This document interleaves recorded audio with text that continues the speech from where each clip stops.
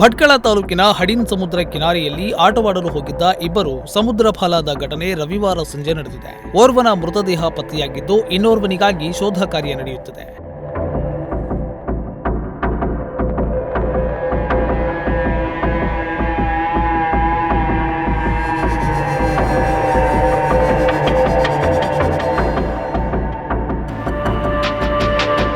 ಹೆಬಳಿಯ ನ್ಯಾಮತ್ತುಲ್ ಆಸ್ಕೇರಿ ಪುತ್ರ 14 ವರ್ಷದ ಇನಾಮ್ ಆಸ್ಕೇರಿ ಮೃತಪಟ್ಟಿದ್ದು, ಆಜಾದ್ ನಗರದ ನಿವಾಸಿ 22 ವರ್ಷದ ಮೊಹಮ್ಮದ್ ಕಾಸಿಫ್ ನಾಪತ್ತೆಯಾದ ಯುವಕನಾಗಿದ್ದಾನೆ.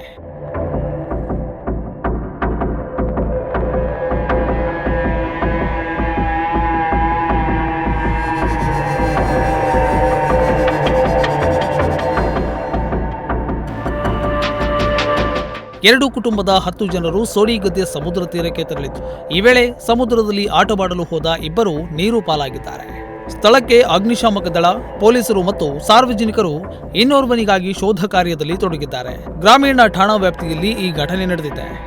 ಉದಯ್ ನಾಯ್ಕ್, ನುಡಿಸಿರಿ ನ್ಯೂಸ್, ಭಟ್ಕಳ.